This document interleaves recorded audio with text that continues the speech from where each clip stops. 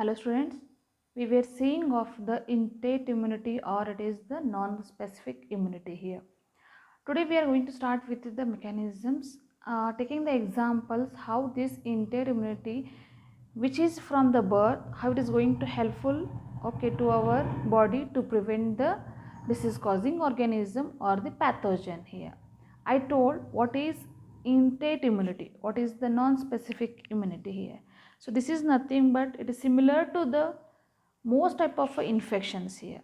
Okay it is very much म्हणजे सगळ्या इन्फेक्शनला सिमिलरच आहे असं की ह्या डिसीजला वेगळा आहे दुसऱ्या डिसीजला वेगळा असं नाही सगळ्या डिसीजला सेमच आहे म्हणून त्याला आम्ही काय म्हणलो स्पेसिफिक म्हणलो का नाही आहे काय म्हणलो मी नॉन स्पेसिफिक म्हणलो बरोबर आहे ना म्हणून त्याचं नाव दिलेलं आहे नॉन स्पेसिफिक इम्युनिटी म्हणून ठीक आहे आणि दुसरं जे आहे की त्याचं एक स्पेशल थिंग आहे की that can distinguish between the that can distinguish foreign tissue and the organism tissue कोण आहे सेल कोणता आहे आणि ऑर्गॅनिझम कोणता आहे डिस्टिंग्विश करू शकतो पण ते cannot recognise the particular invaders या कोणतं इन्वेडर आहे हे रिकग्नाइज करू शकत नाही कोण आहे तो इनटेट इम्युनिटी आहे ठीक आहे सो दिस इम्युनिटी इनटेट इम्युनिटी जी आहे I told you which is inherited from the parent from the birth only through out the life जे इम्युनिटी आपल्या बॉडीमध्ये आहे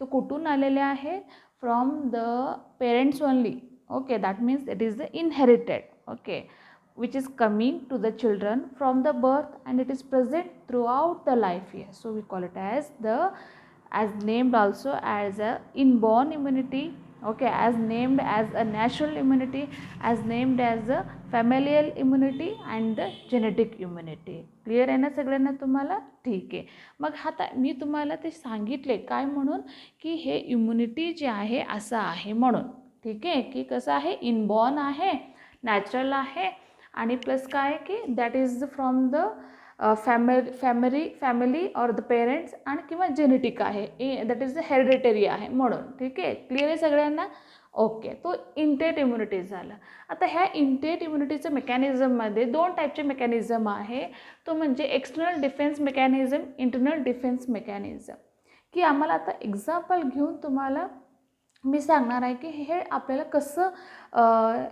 कसं हेल्प करतो की मायक्रो ऑर्गॅनिझम जे काही डिसीज कॉजिंग मायक्रो ऑर्गॅनिझम आहे ना त्यापासून जे आहे आम्हाला प्रिव्हेंट करायचे तर प्रिव्हेंशनसाठी बॉडी रेस्पॉन्सिबल आहे बॉडीमध्ये असं एक इम्युनिटी आहे की ते स्वतः प्रिव्हेंट करायला लागले तोच आपल्याला बघायचे काही एक्झाम्पल्स घेऊन म्हणून त्याच्यामध्ये मी काय केले इझी होण्यासाठी आपल्याला की एक्सटर्नल डिफेन्स आहे आणि इंटरनल डिफेन्स आहे तुम्हाला किंवा असं म्हणा first line of a defence आणि second line of a defence असं म्हणा ठीक आहे तर आता हे जे एक्सटर्नल डिफेन्स आहे तो आपल्याला बघायचे त्याच्यामध्ये physical and the chemical barriers आहे ठीक आहे तर असं मेकॅनिझम आहे असं डिफेन्स मेकॅनिझम आहे की तिथं केमिकल्स आणि फिजिकल बॅरियर्स आहे की तो barrier that will prevent the entry of a pathogen असं बॅरियर्स आहे की तो प्रिव्हेंट करतात की आपल्याला मायक्रो ऑर्गॅनिझम आपल्या बॉडीमध्ये एंटर होणार नाही ठीक आहे तर हेच जे आपल्याला बघायचे कोणतं पहिलावाला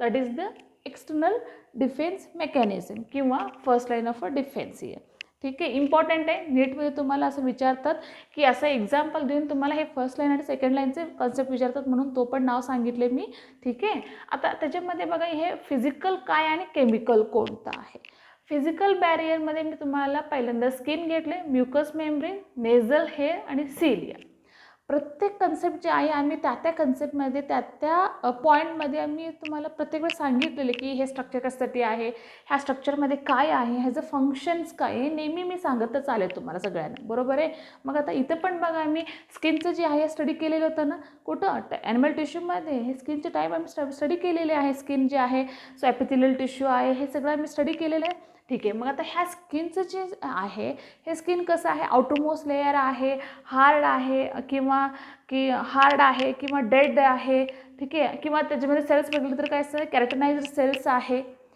कुठं हे जे स्किन आहे मग एवढं हार्डचं लेयर एवढं हार्डचं स्ट्रक्चर हे जे स्किन आहे तो काय करतात की बॅक्टेरिया असू दे किंवा व्हायरस असू दे तो एंटर करणारच नाही आहे की का बरं हे स्किन जे आहे अगदी टफ लेयर आणि हार्ड लेयर आहे की तो बॅक्टेरिया आणि जे व्हायरसेस आहे हे जे थ्रू एंटर होणारच नाही डेफिनेटली. म्हणून तो पहिलं काय झालं, प्रिव्हेंशन झालं. पहिलं प्रिव्हेंट करणारं स्ट्रक्चर कोण आहे, स्किन आहे. त्याच्यानंतर जे आहे म्युकस मेम्ब्रेन. म्युकस मेम्ब्रेन जर इवन म्युकस मेम्ब्रेनमध्ये काय करतात की प्रिव्हेंट करतात पॅथोजनला आणि इमोबलाइज करतात. ॲक्टिव्हनेस जे आहे तो तिथं नसणार आहे, ठीक आहे. तेव्हा तो स्किनपासून पास झालं म्युकस मेम्ब्रेनपर्यंत आलं तरी तिथे काय होणार, ते इमोबलाइज होणार. नंतर नेझल हेअर्स. डेफिनेटली आम्ही जे आहे रेस्पिरेटरी सिस्टमचं स्ट्रक्चर स्टडी करत असताना मी नेझलचं स्ट्रक्चर दाखवलं होतं. तिथं हेअर आहेत. So that will prevent the entry of a micro organisms असं म्हणलेलं आहे तुम्हाला. तर तो नेझल्स हेअर्स आहे. त्याच्यानंतर सिलिया आहे. डेफिनेटली सिलियाचं कन्सेप्ट एवढं इम्पॉर्टंट आहे की जे काही मायक्रो ऑर्गॅनिझम तो प्रिव्हेंट न करता की नेझल्स हेअर्स वगैरे तो आणखीन आत गेला नेझल ट्रॅक्टमध्ये, ठीक आहे. हे नेझल ट्रॅक्टमध्ये हे हेअर पास करून परत आत गेल्यानंतर तिथं कोण आहे, सिलिया आहे. सिलिया काय करतात, once again so they will trap the micro organisms here. Okay, so such there are the barriers which will prevent the entry of a micro organism. लक्षात आलं तुम्हाला. स्किन आहे, म्युकस मेम्ब्रेन आहे, नेझल्स hairs आहे आणि cilia आहे. ते हे जे काही पाथवे आहे तो बॅक्टेरिया प्रयत्न किंवा व्हायरसेस जे आहे किंवा मी पॅथोजन म्हणते किंवा हे मायक्रो ऑर्गॅनिझम जे त्यांना एक पाथवे मिळायला लागले की बॉडीमध्ये एंटर होण्यासाठी. मग तोसाठी आपल्या बॉडीचं पहिलं डिफेन्स कोण आहे, तर हे कोण आहे, skin, mucous membrane, nasal hair आणि सिलिया, ठीक आहे. आणि त्याच्यानंतर केमिकल बॅरियरमध्ये बघितलं तर स्किन सेक्रेशन आणि बॅक्टेरिया म्हणते मी, ठीक आहे. तर केमिकल्स आहे, केमिकल नेचर आहे. स्किनमध्ये असं कोणतं केमिकल आहे की तो प्रिव्हेंट करायला लागलं आहे. डेफिनेटली तुम्ही बघा, स्किन जे आहे स्किनमध्ये ग्लँड आहे, ग्लँडमध्ये सेक्रेशन असायलाच पाहिजे. ओके. आता ते ग्लँड कोणतं आहे, ऑइल ग्लँड आणि स्वेट ग्लँड आहे. हे ऑइल ग्लँड आणि स्वेट ग्लँडचं सेक्रेशन म्हणजे हे जे काही सेक्रेशन आहे त्या सेक्रेशनमध्ये फॅटी ॲसिड आणि लॅक्टिक ॲसिड असतं. की हे फॅटी ॲसिड आणि लॅक्टिक ॲसिड इम्पॉर्टंट आहे. So that will not make the bacteria to grow. तो इम्पॉर्टंट. म्हणून काय झालं, हे जे सेक्रेशन आहे that will make, so that will have the antibacterial and the anti fungal activity असणार आहे. Antibacterial and the anti fungal activity असणार आहे त्या सेक्रेशनमध्ये. त्या ग्लँडमधून येणारा जे सेक्रेशन आहे त्या सेक्रेशनचं प्रॉपर्टी असं आहे की they are the antibacterial and the anti fungal property असणार आहे. बरोबर आहे, ठीक आहे. मग अलॉंग विथ दॅट तुम्हाला माहितीच आहे की हे जे स्वेट ग्लँड आहे त्या स्वेट ग्लँडमध्ये की एक प्रकारचे केमिकल आहे, दॅट इज द लायझोझाईम. काय असणार आहे, so that is the lysozyme, ठीक आहे. So that will kill the bacterial wall here. That बॅक्टेरियलचं सेल वॉल जे आहे that will break down here. So that is done by the important chemical present in the sweat. So that is the lysozyme. Okay. Even तो सलायवामध्ये हेच आहे.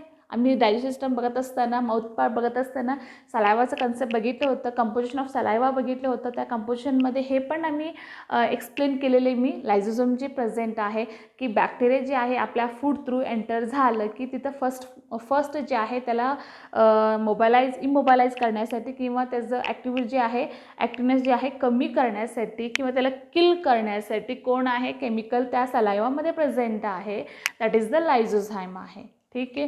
Even TS जे आहे, TS me structure of I घेत असताना तुम्हाला त्याच्यामध्ये ग्लँड्स आहे, लॅक्रमल ग्लँड्स. त्या लॅक्रमल ग्लँडमधलं जे TS येणार, ओके, त्या टीयरमध्ये पुन्हा एकदा कंपाऊंड आलं तो म्हणजे same lysozymes. Okay. So which is the antibacterial property हे सांगितले होते. Yes, that is the lysozyme which is present in the skin secretion, which is present in the saliva, which is present in the TS here. बरोबर आहे ना. Easy आहे, काही अवघड नाही आहे. हे कन्सेप्ट पूर्णच इझी आहे. तो सगळं काय आहे की these are the first line of a defence. हे सगळे प्रयत्न करायला लागले की आम्ही बघा की हे बाकी स्किनमधलं किंवा म्युकसमधलं हे जे आपले जे पाथवे आहे ना एंट्री करण्यासाठी, जे मायक्रो ऑर्गॅनिझम आहे डायरेक्ट बॉडीमध्ये एंटर करायचे की आज जे आहे सेल्युलर लेवलपर्यंत जायचे, तो प्रयत्न करतात. ते प्रयत्नामध्ये पहिल्यांदा जे हे प्रिव्हेंट करायला लागले हे स्ट्रक्चर्स आहे, हे केमिकल्स आहे, ठीक आहे. त्यासाठी हे इम्पॉर्टंट आहे. आता दुसऱ्यांदा बघितलं तर बाईल, ठीक आहे. आता बाईलचं काय कन्सेप्ट आहे, आम्ही तर बाईलचं कंपोजिशन बघितलं होतं, तर बाईलचं फंक्शन्स बघितलं होतं. पण अलॉंग विथ द बाईल फंक्शन कसं होणार की एकतर लिव्हर जे आहे, लिव्हरपासून हे सिक्रेशन होणार आणि डायरेक्टली कुठं होणार, डिओडिनममध्ये इंटेस्टाईनमध्ये जाणार. बरोबर आहे ना. ओके. आता इंटेस्टाईनमध्ये फूड आलेलं कोणतं फूड आहे तो की that is the semi digested food. किंवा हाफ जे डायजेशन झालेलं बरोबर आहे ना, की हाफ कंप्लीट झालं स्टमकमध्ये, उरलेलं हाफ कुठं कंप्लीट व्हायला पाहिजे, इंटेस्टाईनमध्ये. हे आमचं पूर्णपणे डिटेल स्टडी झालं ह्युमन डायजेशनमध्ये, बरोबर आहे. ठीक आहे, मग आता हे बाईल काय करतात इथे, की त्याचं एमल्सिफिकेशन प्रॉपर्टी होतं, बरोबर आहे. हे सगळ्या अलॉंग विथ अजून काय करतात, की तो चेक करतात. Bile that will check in the intestine whether any of the bacteria is growing there.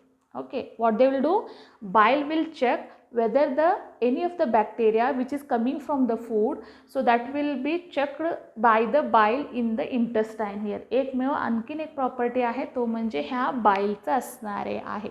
ठीक आहे, सगळ्यांना क्लिअर आहे ना. आता तुम्ही बघा, बाईल तर डायरेक्टली हे ड्युओडेनममध्ये होऊन ते इंटेस्टाईनमध्ये आलं. त्याच्या अगोदर बॅक्टेरिया कुठं होतं तो, किंवा तो सपोज स्टमकमध्ये असलं तर त्याला स्टमकमध्ये असताना कोणी किल केलं, डेफिनेटली एचसीएलने किल केलं. ॲसिडिक नेचर आहे ना, त्या ॲसिडिक नेचरला बॅक्टेरिया तिथं राहू शकतच नाही आहे. तुम्हाला हे माहितीच आहे, तो एचसीएलचं रोलच होतं तिथे. म्हणून मी काय म्हणते, that is the gut secretion and the bacteria. Okay, गट सेक्रेशन म्हणजे कोण झालं, मी हे एक्झाम्पल देणार HClचं. प्रत्येक हे जे काही केमिकल नेचर आहे त्यांचं एक्झाम्पल द्यायचं आहे आम्हाला, तेव्हाच तो कन्सेप्ट काय होणार, क्लिअर होणार. लक्षात द्यायला लागलं तुम्हाला.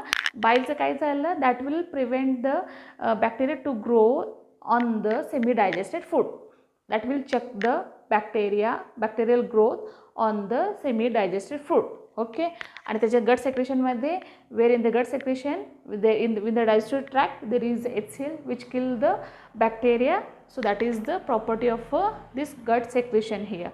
Nasal secretion, डेफिनेटली नेझल सेक्रेशनमध्ये पण काय असणार आहे, हे जे काही नेझल सेक्रेशन आहे which is somewhat the whitish in, so that will also they trap these micro organisms here. Okay, whatever the secretion is there, त्या सेक्रेशन असणार आहे. ठीक आहे, along with the cerumen ear wax.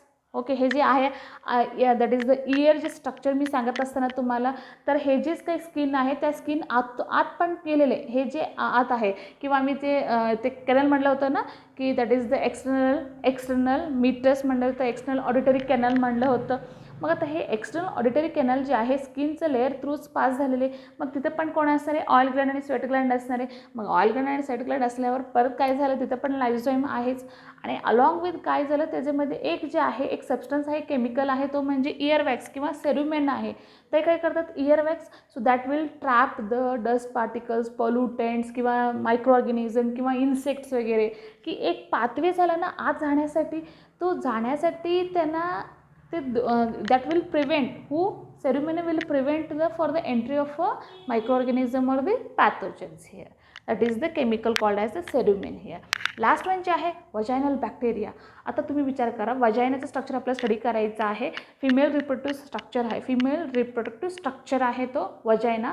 त्या वजायनामध्ये bacteria आहे, bacteria named as that is the lactobacilli. Okay, so which will secrete the lactic acid here. Okay, तो म्हणजे तो सपोज कोणतं एक पाथवे झालं, त्या पाथवेमधून जे बाहेर असणारा व्हायरस बॅक्टेरिया वगैरे आत एंटर यायला लागले, सो त्याला किल करण्यासाठी हे जे तिथं प्रेझेन्स आहे तो बॅक्टेरिया तिथं प्रेझेंट आहे, तो इट इज अ फॅमिलियल किंवा it is the useful bacteria present in the vagina here. So that we call it as a vaginal bacteria here.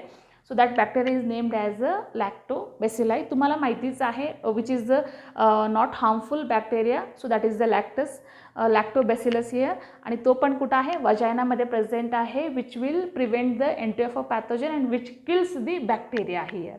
Okay, so that is the most important component chemicals present in the vagina. Along with these are the chemical barriers here. Clear झालं सगळ्यांना आता.